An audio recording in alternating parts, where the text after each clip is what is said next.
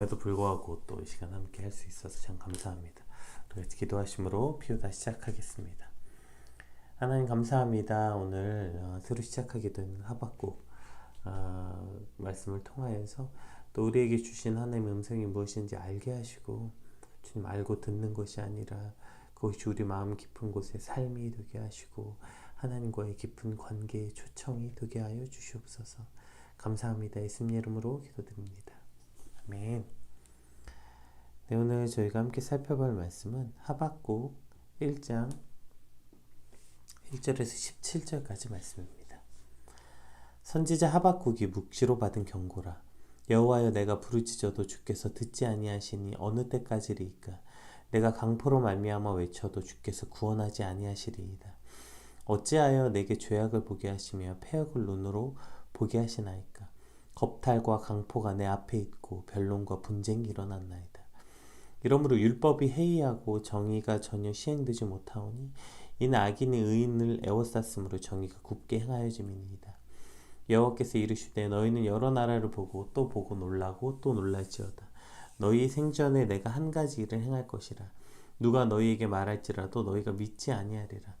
보라, 내가 사납고 성급한 백성 곧 땅의 넓은 곳으로 다니며 자기의 소유가 아닌 거처를 점령하는 갈대아 사람을 일으켰나니 그들은 두렵고 무서우며 당당함과 위엄이 자기들에게서 나오며 그들의 군마는 표범보다 빠르고 저녁 이리보다 사나우며 그들의 마병은 먼 곳에서부터 빨리 달려오는 마병이라. 마치 먹이를 움키려 하는 독수리의 나름과 같으니라. 그들은 다 강포를 행하러 오는데 앞을 향하여 나아가며 사람을 사로잡아 모으기를 모래같이 많이 할 것이요 왕들을 멸시하며 방백을 조소하며 모든 견고한 성들을 비웃고 흉벽을 쌓아 그것을 점령할 것이라. 그들은 자기들이 힘을 자기들의 신으로 삼는 자들이라. 이에 바람같이 급히 몰아 지나치게 행하여 범죄하리라. 선지자가 이르되 여호와 나의 하나님, 나의 거룩한 이시여, 주께서는 만세전부터 계시지 아니하시나이까. 우리가 사망에 이르지 아니하리이다. 여호와여, 주께서 심판하기 위하여 그들을 두셨나이다. 반석이시여, 주께서 경계하기 위하여 그들을 세우셨나이다. 주께서는 눈이 정결하심으로 악을 참아보지 못하시며 패역을 참아보지 못하시거늘 어찌하여 거짓된 자들을 방관하시며 악인이 자기보다 의로운 사람을 삼키는데도 잠잠하시나이까. 주께서 어찌하여 사람을 바다의 고기 같게 하시며 다스리는 자 없는 벌레 같게 하시나이까. 그가 낚시로 모두 낚으며 그물로 잡으며 투망으로 모으고 그리고는 기뻐하고 즐거워하여 그물에 제사하며 투망 앞에 분향하오니 이는 그것을 힘입어 소득이 풍부하고 먹을 것이 풍성하게 됨이니이다. 그가 그물을 떨고 계속하여 여러 나라를 무자비하게 멸망시키는 것이 옳으니까. 아멘. 네, 저희가 10월 달에 욥기를 시작해서 거의 2달 동안 지금 욥기를 계속 묵상했는데 이제 잠깐 지금부터 12월 중반까지는 인터미션 같이 잠깐 쉬었다가 12월 중반부터 욥기가 다시 시작이 됩니다. 그러니까 그 사이에 하박국과 디모데전후서가 이제 있는데요. 본문은 뭐 제가 정하는 게 아니라 그 생명의 싸움, 네, 편집부에서 정하는 거니까.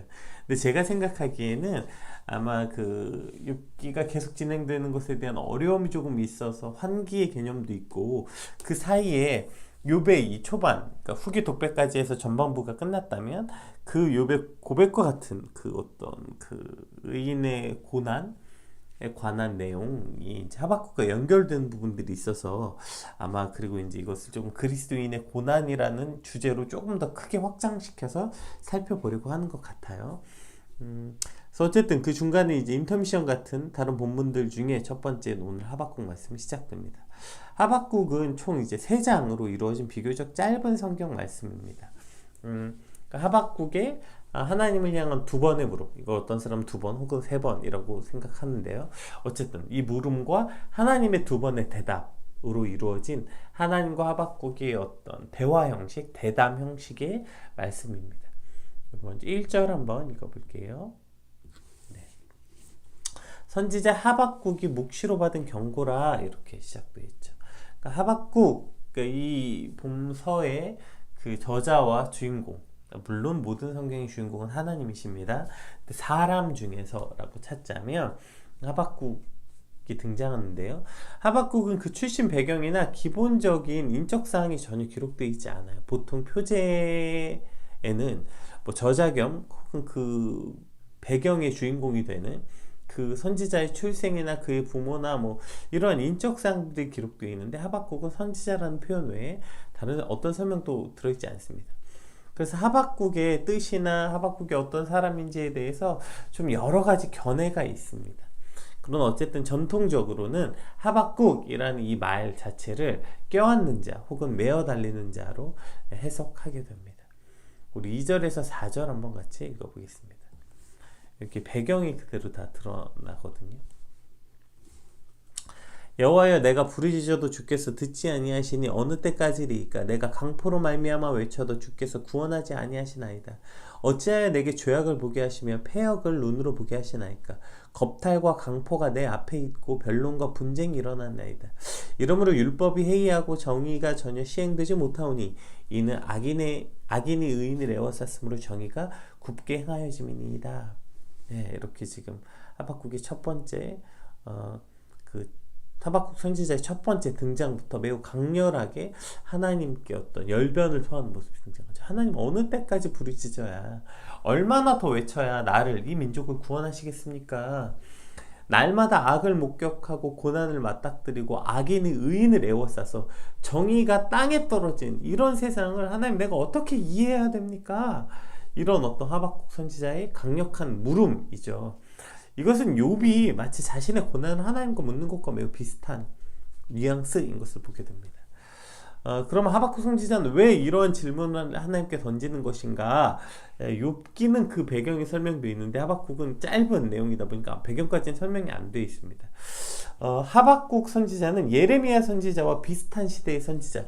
여러분, 예레미야 우리 같이 묵상했던 거 기억나시죠? 그렇게 오래되지 않았으니까. 한 1년 됐나요? 예레미야 저희가 함께 살펴본 지. 어쨌든 그러니까 조금 기억이 있죠. 예. 예레미야 선지자가 주구장창 얘기하는 게 뭐예요? 그 당시에 모든 선지자들이 평안할 것이다 말할 때 예레미야만 아니다, 우리가 바벨론의 포로로 끌려가서 심판받을 것이다 계속 얘기하고, 심지어 이것이 온 나라에 이슈가 돼서 왕까지 불러다가 너 다시 말해봐라 했다가 뭐 반복된 내용들 저희가 다 기억하시죠? 안 된다, 우리 그때 애굽 사람이랑 동맹해야 된다고 말할 때 어쨌든 뭐 이렇게 쭉 했던 거 기억나시죠? 이 당시 이 하박국 선지자가 예레미야 선지자와 지금 비슷한 시대인 겁니다. 배경이. 그래서 북이스라엘을 멸망하고 선민 국가로서 이제 남유다만 남았는데, 당시 이제 BC 600년 초반에 신흥 제국 바벨론이 이제 급부상을 하게 돼요. 그래서 유다를 둘러싼 모든 국제 정세가 매우 혼란스러운 상황이었습니다. 그러니까 특히 이제 북부 지역으로는 강대국 아수르, 그리고 남부 지역으로는 정통의 강국 애굽이 존재하고 있었죠. 그런데 이 신흥 제국 바벨론이 급부상하면서 아수르 제국을 거의 멸망시키고, 남부 지역에서도 애굽마저 그 갈그미스 전쟁에서 그들에게 대승을 거두면서 애굽도 아주 세력이 크게 약화됩니다. 그리고 이제 그러한 상황 속에서 이스라엘은 이제 쭉 이제 애굽 왕이 유다 왕을 폐위하고 애굽의 꼭두각시로 이제 새로운 왕을 세웁니다. 그게 여호야김이죠. 그래서 애굽의 바로에게 잘 보이기 위해서 이 여호야김은 백성들에게 무자비하게 세금을 짜내고 자신의 사치와 허영을 채우기 위해서 백성들을 착복했던 아주 잔인하고 그런 어떤 정말 악한 왕의 어떤 대표적으로 등장하죠. 이 여호야김.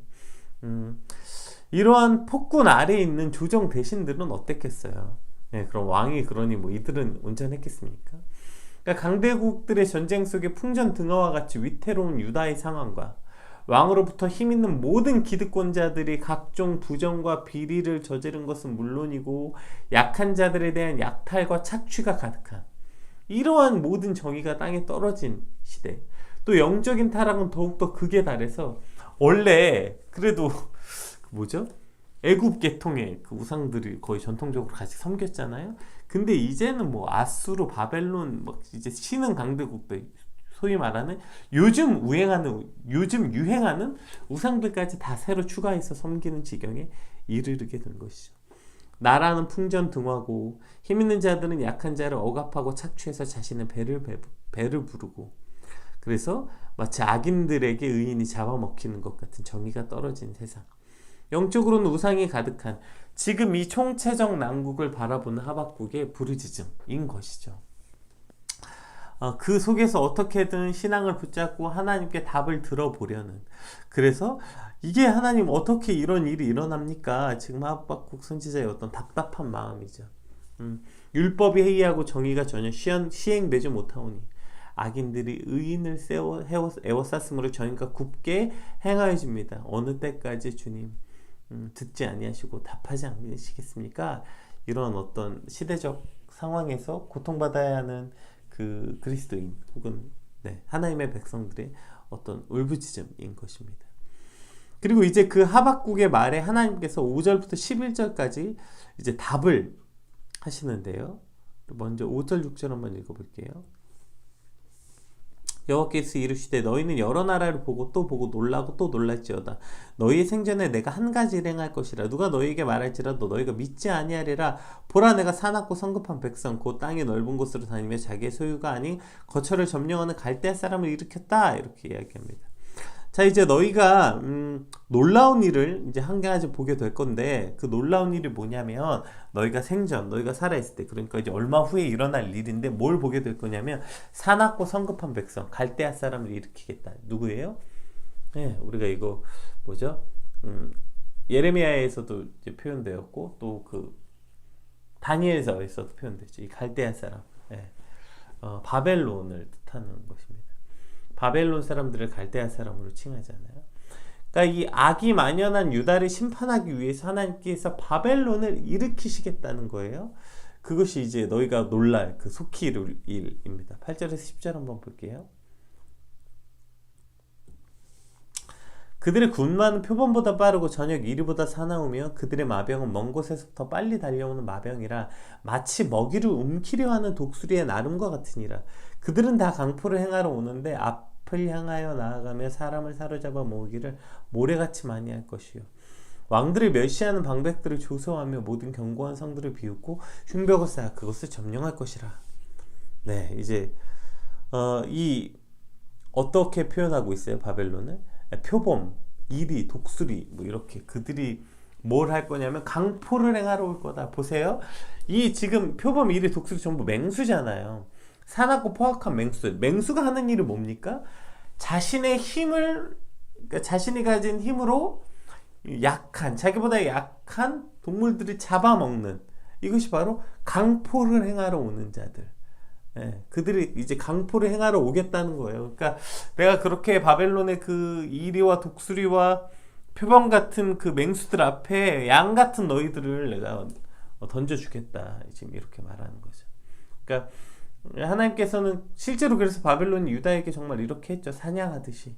어쨌든 하나님께서 지금 바벨론을 통해서 하나님의 공의를 실현하시겠다. 이렇게 지금 하나님의 뜻을 예언하고 계시고, 11절에 그러나 마치 욥에게도 리미트를 주셨던 것 같이 11절에 말씀하십니다. 그들은 자기들의 힘을 자신들의 신으로 삼는 자들이라. 이에 바람같이 급히 몰아 지나치게 행하여 범죄하리라. 그러니까 지금 이 모든 일련의 사건들이 하나님의 섭리와 주권 때문인지도 모르고 자신의 힘을 믿고 그것이 곧 내 신이다 말하는 그들의 어리석음 역시, 그러니까 내 능력, 내 돈, 내 지식, 내 경험, 이것이 내 신이다, 이것을 믿고 의지하는 바벨론 역시 바람처럼 그들이 지나치게 행하여 바람처럼 사라질 것이다. 그들도 범죄하여 심판받을 것이다. 이렇게 말씀하고 계시는 것입니다. 자, 지금 이제 하박국과 하나님의 대화를 보세요. 하박국은 지금 유다가 처해져 있는 위험과 그 유다에서 하나님의 백성들이 고통 가운데 하나님께 부르짖고 있는데, 하나님 그래서 답해달라고 고백했는데 지금 그 하나님의 답이 뭐예요? 그래, 맞아, 이 땅의 정의와 공의가 떨어져서 내가 너희를 바빌론에게 넘겨줄 거야. 이건 하박국이 원하는 대답이 아니잖아요.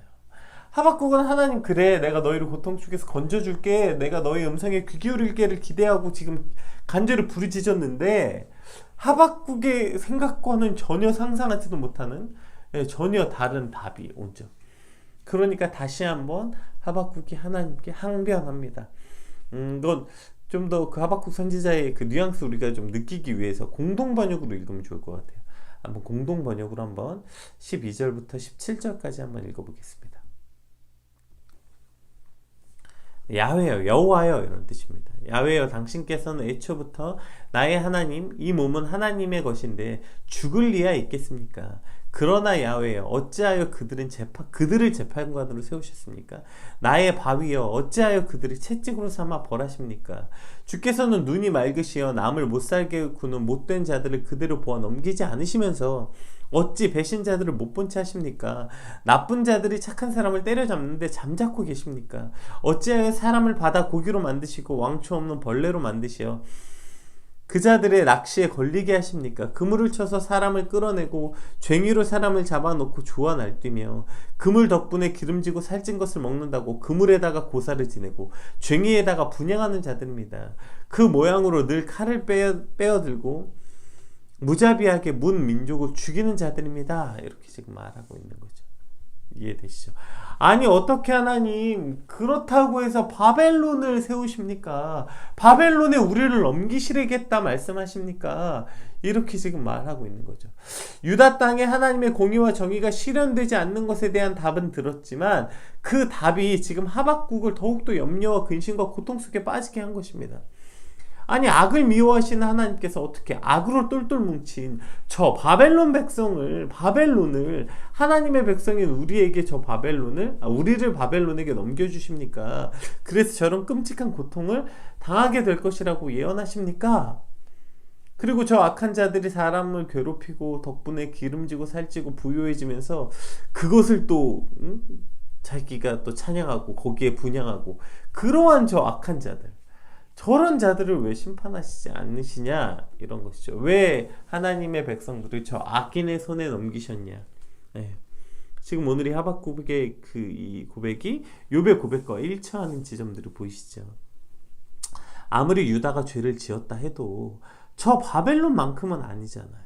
그런데 저 바벨론이 더 강성해지고 우리를 고통스럽게 할 것인데 그것은 놔두시고 우리를 저들 손에 붙이신다니요. 하나님은 정의의 하나님이시잖아요. 하나님은 나의 반석이시잖아요. 하나님은 나의 하나님이시잖아요. 그런데 왜 나에게, 왜 우리 민족에게 이렇게 하십니까? 그렇게 하지 말아주세요. 우리를 건져주세요. 라는 어떤 간절한 고백, 이것이 지금 하박국 선지자의 고백입니다. 그리고 이제 2장부터 이제 또 본격적인 그 하나님의 답이 이제 나오게 되죠. 오늘 하박국 선지자의 질문은 오늘 살아가는 우리의 현실의 문제 앞에서도 우리의 질문과도 매우 닮아 있습니다. 사실 우리도 우리 앞에 있는 현실의 문제와 고통 앞에 이것을 어떻게 해야 되는지, 내가 어떻게 받아들여야 되는지 도대체 감을 잡을 수 없는 문제들이 많이 있죠. 그래도 욥은 의인이라서 그렇게 지금 애매한 고통이라고 말하는데, 오늘 하박국은 사실 애매한 고통은 아니잖아요. 심판에 관한 거잖아요. 그 이스라엘 백성들이 하나님 앞에 온전히 서지 못했기 때문에, 그들의 삶이 다 무너져 있고 공의와 정의가 땅에 떨어져 있기 때문에, 그래서 하나님께서 그것을 심판의 개념으로서 바벨론을 세우시겠다. 근데 그것은 결국 이 개념은 다를 뿐이지 고통에 관한 문제에 관해서는 같은 문제죠. 그럼에도 불구하고 그 고통의 문제 앞에서도 여기서 이해할 수 없는 건 하박국이 그런 거 아닙니까? 그렇다고 한들 어떻게 저 악을 사용해서, 그래도 우리가 하나님 떠나고 그렇게 했다 한들라도 저들을 통해서 어떻게 그래도 하나님 백성인 우리에게 이러한 고통을 주십니까? 게다가 이 백성들 앞에서는 하나님께 온전히 서려는 백성들도 있지 않겠습니까? 이러한 어떤 하박국의 그 이해할 수 없는, 그러나 그 하나님이 이 땅에 우리의 고백과 비슷한 거 아닙니까? 하나님 아무리 이 땅에 기독교가, 교회가 부패했다 한들 어떻게 이렇게까지 땅바닥에 떨어져서 이러한 욕을 먹게 하십니까? 어떻게 우리가 이러한 상황을 지켜봐야 합니까? 어떤 이러한 항변과 또 매우 비슷한 것 같아요. 우리는 어떻게든 이렇게 감을 잡을 수 없는, 도대체 이게 뭐지? 우리 앞에 있는 현실의 문제와 고통 앞에 이거 어떻게 해야 되는 거지? 이걸 내가 어떻게 받아들여야 되는 거지? 도무지 감조차 잡을 수 없는 문제들, 그럴 때 우리는 어떤 명확하고 확고한 답을 갖길 원하는 것 같아요. 하나님, 이건 어떻게 해야 되죠? 이것이 하나님 뜻입니까? 저것이 하나님 뜻입니까? 이건 어떻게 됩니까? 저건 어떻게 됩니까? 확고한 답을 듣길 원해요. 그러나 하나님께서는 우리가 원하는 그 확고한 답을 해주시는 분이 아니에요. 하나님은 내가 듣고 싶은 답을 해주시는 분이 아니라 내 생각을 시원하고 명확하게 해주시는 하나님이 아니라 그분은 하나님 자체가 답이시라고 하는 거예요. 하나님만 진리라고 하시는 거예요. 그 답이 내 마음을 시원케 하지 못하거나 혹은 내 인지의 영역 바뀌거나 혹은 내가 원하는 내 마음을 향한 답이 아니라 할지라도, 명확한 답, 명확한 매뉴얼은 아니라 할지라도 하나님 본인, 하나님이 곧 답이시라는 것입니다. 그럼 그렇게 답이신 하나님 앞에 우리가 해야 될 일은 뭡니까? 그동안 우리가 욥기 살펴봤던 욥처럼, 오늘 하박국처럼 이 답답하고 이해되지 않는 문제를 가지고 끝까지 하나님께 나아가는 것이죠. 그 답을 기다리고 견디는 시간이 내게 고통이고, 그냥 내 안에 일어나는 어떤 생각을, 오케이, 이게 하나님 뜻인가 보다. 내가 기도했는데 어떤 생각이 딱 들죠. 어떤 마음이 들죠. 오케이, 이거 하나님 뜻이구나. 이렇게 그냥 답을 내려버리면 쉬운데, 그렇게 하지 않고 그 답을 기다리는 시간이 너무 아프고 답을 기다리는 시간을 또 내가 견뎌야 되니까, 혹은 그게 내가 원하는 답은 또 아닐까봐 심지어 그게 두려워서 묻는 일조차 하지 않는 것이 아니라 견디고 버티면서 끝까지 하나님께 묻고 하나님께 나아가는 것, 그것이 사실 오늘 우리가 할 수 있는 유일한 일, 그리고 하박국이 가지고 있는 그 의미인 것이죠. 왜 그럴까요? 하박국 선지자 이름 안에 그 답이 다 들어있는 거 아닙니까? 제가 아까 하박국이 무슨 뜻이라고 했죠? 껴안는 자, 매어 달리는 자, 그것이 바로 하박국 선지자 이름이라고 했잖아요. 여러분, 매어 달린다는 게 뭐예요? 무언가를 붙잡고 공중에 늘어져 있는 상태래요. 그러니까 되시죠? 어떤 절벽이나 벼랑 끝에서 로프나 이거 하나 붙잡고 매달려 있는 상태, 이것이 매어 달린다라는 뜻 아닙니까? 우리가 이 절망과 고통의 문제 앞에 그래서 지금 욥이 끝까지 붙잡고 그렇게 항변했던 것처럼 하박국 선지자가 지금 하나님만 손으로 꽉 쥐고 하나님만 소망으로 하나님만 의지하며 그 로프를 꽉 잡고 지금 하나님께 묻고 있는 것이죠. 우리 삶에 답할 수 없는 이 명확하지 않은 문제들을 가지고 우리가 할 수 있는 일 역시 이것 아닙니까?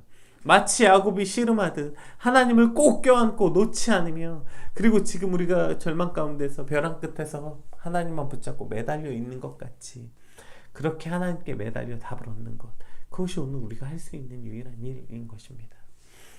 답을 얻지 못할까봐 포기하고 혹은 내가 원하는 답이 아닐까봐 묻지도 않는 삶도 아니고요. 또 그 답을 기다리고 물으면서 셀프 답을 얻는 거예요. 하나님께 물어놓고 셀프 답을 얻는 거예요. 왜냐면 기다리는 고 버티는 시간이 너무 고통스러우니까. 셀프 답을 얻는 게 아니라 끝까지 하나님께 매달려서, 그러니까 내 욕심에 이끌려 받는 답이 아니라, 또 아프니까 답을 포기해버리는 삶이 아니라 끝까지 하나님을 껴안고 끝까지 하나님께 매달려 답을 구하는 자, 오늘 이것이 우리의 기본 자세여야 하는 것입니다. 하나님, 그 모든 상황과 고통을 통하여서 나를 하나님께 인도하시는 하나님을 믿기에, 그래서 오늘 하박국 선지자의 답도 그거 아닙니까? 하나님이 이렇게 바벨론에 넘길 거다 하자마자 하박국 선지자의 고백이 뭡니까? 우리 12절만 한번 다시 읽어봅시다. 선지자가 이르되 여호와여 나의 하나님 나의 거룩한 이시여. 하나님이 우리를 심판하시고 바벨론에 넘기시고 그 모든 일들이 내가 이해할 수 없는 일일지라도 한 가지만 확실하면 됩니다. 나의 하나님 나의 거룩한 이시여. 그 하나님이 나의 하나님이시라는 것이죠. 나의 아버지이시라는 것입니다. 어떤 상황에서도 우리를 놓지 않으시는, 혹 그것이 바벨론의 칼 앞에 우리가 던져져 있는 상황일지라도, 그러나 하나님은 나의 하나님이시고 나의 거룩한 하나님이십니다. 이 믿음으로 끝까지 하나님께 매달리는 것, 그것이 오늘 우리의 믿음이 되길 소망하고, 그것이 저와 여러분의 주말이 되길 소망합니다. 우리 같이 받은 말씀 놓고 하나님 앞에 나의 하나님 끝까지 매달리는 시간으로 우리 같이 받은 말씀 놓고 함께 같이 기도하겠습니다. 기도합시다.